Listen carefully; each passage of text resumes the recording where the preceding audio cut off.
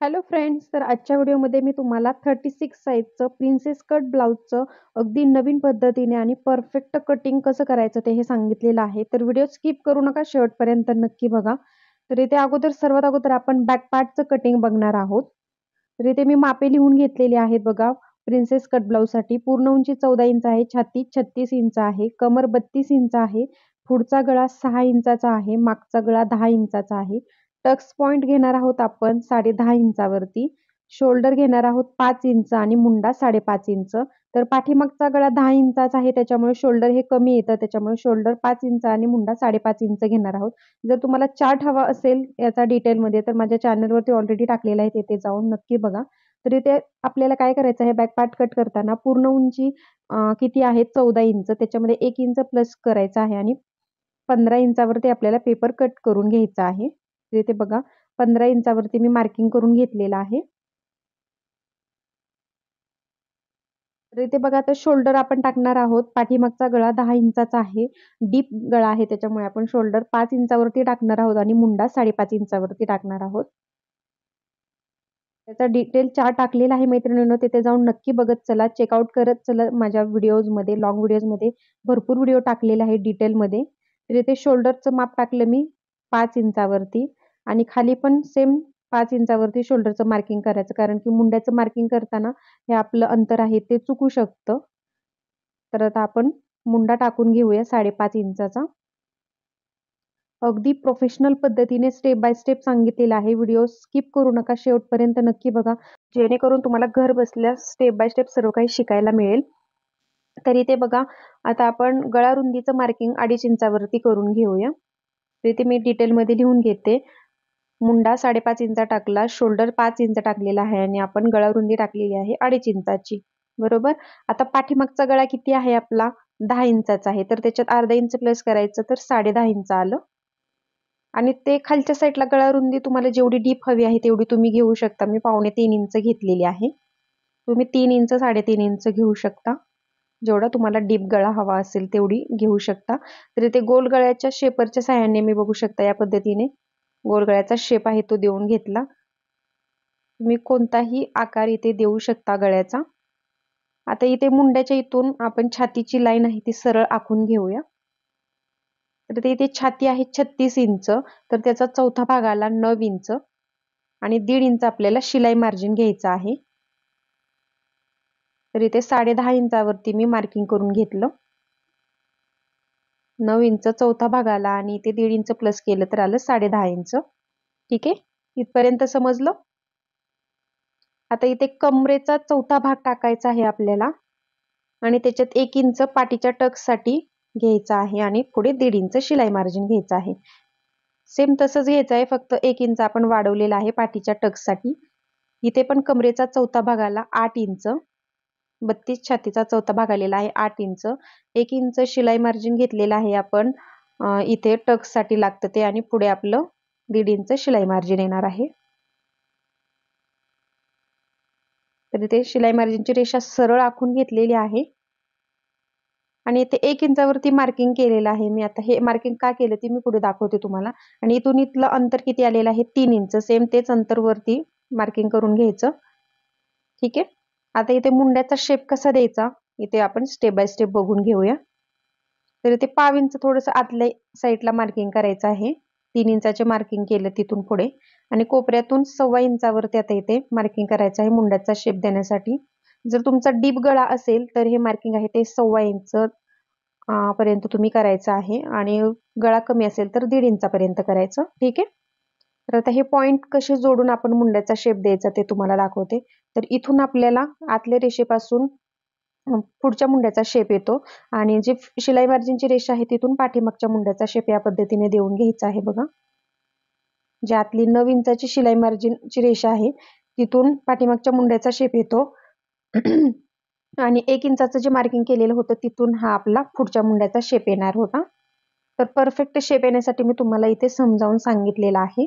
ठीक आहे. तर इथे मुंड्याचा परफेक्ट शेप देऊन झालेला आहे आपला. आता याचं आपण कटिंग करून घेऊया.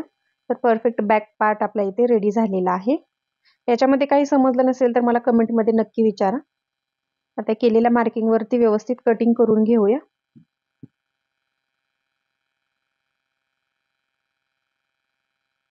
याचा गळा आपण कट करणार नाही आहोत, आपण हाच बॅक पार्ट ठेवून फ्रंट पार्टचं कटिंग करणार आहोत. गळ्याचं कटिंग आपण व्हिडिओच्या शेवटी मी तुम्हाला करून दाखवते. अजून बॅक पार्टमध्ये थोडेसे चेंजेस करायचे आहेत आपल्याला, जेणेकरून बॅक पार्ट पण एकदम परफेक्ट बसेल आपल्याला. तर आता हा बॅक पार्ट ठेवून आपल्याला फ्रंट पार्टमध्ये काय काय चेंजेस करायचे ते आपण बघूया. तर सर्वात अगोदर आपल्याला 1.5 इंचाचं इथे हुकाईसाठी मार्जिन सोडून द्यायचं आहे. फ्रंट पार्टसाठी 1.5 इंचाची रेषा मी इथे आखून घेते आणि इथे खालच्या साईडला 1 इंच एक्स्ट्रा घ्यायचं आहे आपल्याला फ्रंट पार्टमध्ये. बघू शकता या पद्धतीने. आणि आता याच्यावरती आपल्याला बॅक पार्ट ठेवायचा आहे. बघू शकता इथे 1 इंच सोडलं आणि इकडे 1.5 इंच मार्जिन सोडलेलं आहे आपण फ्रंट पार्टसाठी. तर हे लक्षात घ्या. आणि आता याच्यावरती आपल्याला बॅक पार्ट जसा आहे तसा ॲज इट इज ठेवून तो आखून घ्यायचा आहे व्यवस्थित. अगदी प्रोफेशनल पद्धतीने मी तुम्हाला प्रिन्सेस कट ब्लाउजचा स्टेप बाय स्टेप कटिंग पुढे सांगणार आहे, जेणेकरून तुमचा प्रिन्सेस कट ब्लाउजचा पफ आहे तो एकदम सुंदर क्रिएट होणार आहे, अगदी कप्स न लावता सुद्धा. त्याच्यामुळे व्हिडिओ शेवटपर्यंत बघा. तर इथे बॅक पार्ट जसा आहे तसा मी इथे आखून घेतलेला आहे. गळा रुंदी सेम फ्रंट पार्ट बॅक पार्टला जेवढी घेतलेली होती तेवढी फ्रंट पार्टला सुद्धा घ्यायची आहे, 2.5 इंचाची. आणि पुढचा गळा 6 इंचाचा आहे, तर त्याच्यात अर्धा इंच प्लस करायचं शिलाई मार्जिनचं. आणि इथे खालच्या साईडला 2.25 इंच मी गळा रुंदी घेतलेली आहे. इथे तुम्ही तुमच्या आवडीनुसार डीप घेऊ शकता फ्रंट पार्टला सुद्धा. आणि ते शेपरच्या सहाय्याने कोणत्याही ते गोलगळ्याचा शेप आहे तो तुम्ही देऊ शकता. इथे बघा आता सर्वात महत्वाचं टक्स पॉइंट कसा घ्यायचा, तर 10.5 इंच कसा आला, तर जेवढा तुमची छाती आहे त्याचा चौथा भाग घ्यायचा आणि त्याच्यामध्ये 1.5 इंच प्लस करायचा आहे.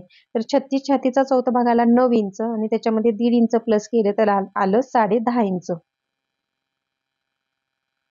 इथे 10.5 इंचावरती आपलं टक्स पॉइंटचं मार्किंग येणार आहे. तर हे खूप महत्वाचं मार्किंग आहे मैत्रिणींनो.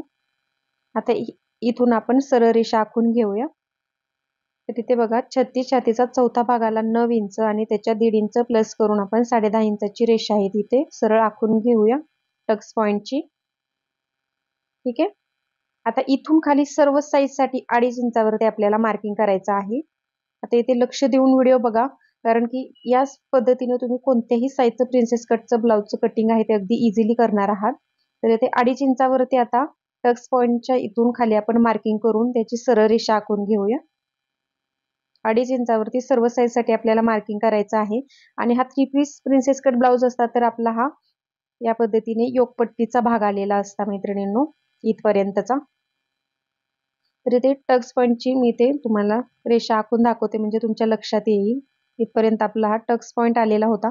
आता आडवा टक्स कसा द्यायचा, तर जेवढी छाती आहे त्याच्यामध्ये तुम्हाला फक्त 1 पॉइंट द्यायचा आहे. म्हणजे 36 छातीच्या मध्ये 1 पॉइंट दिला तर आपला 3.6 इंच हा आडवा टक्स येणार आहे.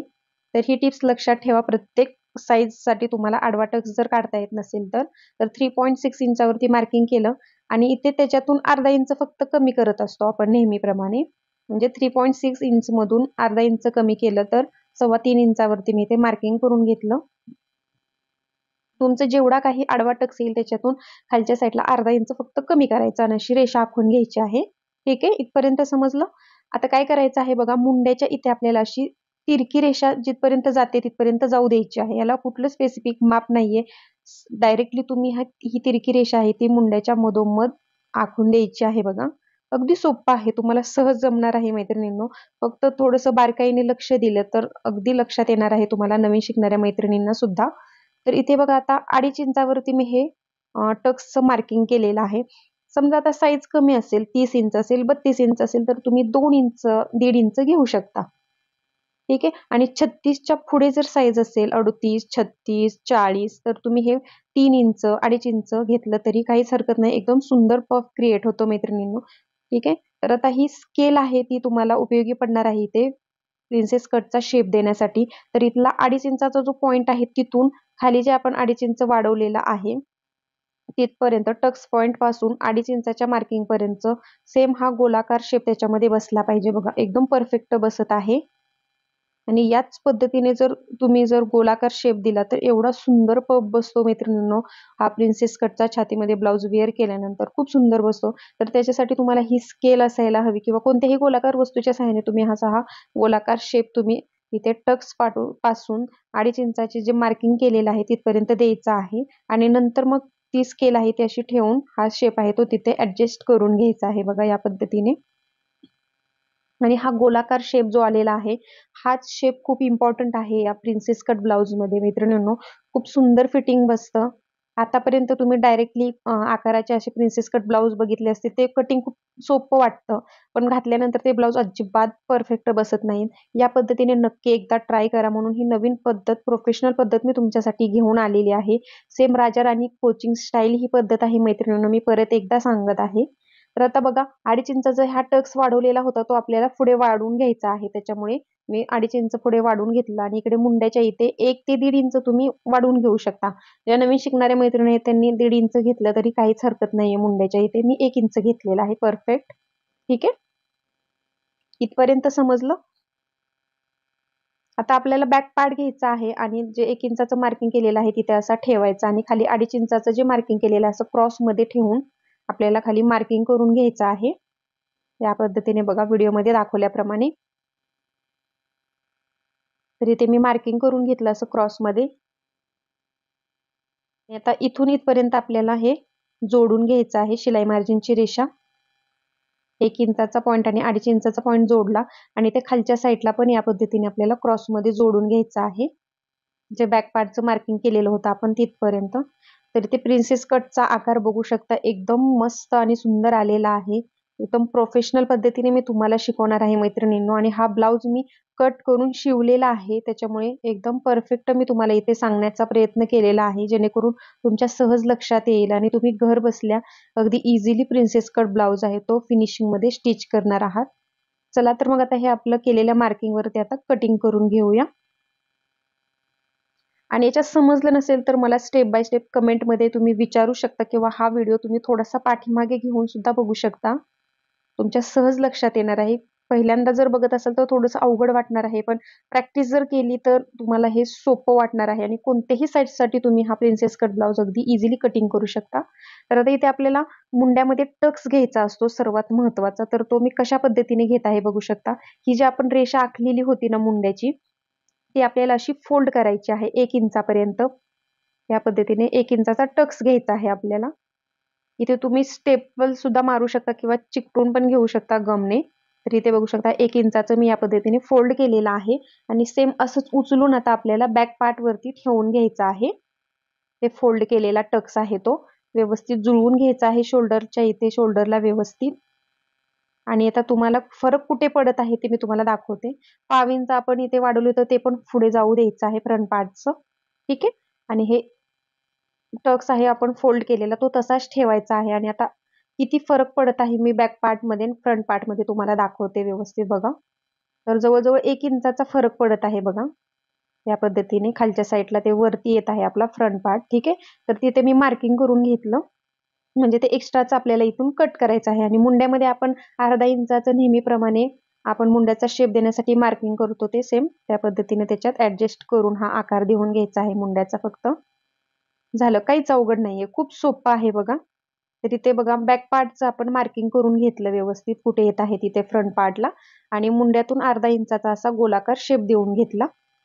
आता हे आपण कटिंग करून घेऊया. तो टक्स फोल्ड केलेला आहे तो तसाच आपल्याला कट करायचा आहे.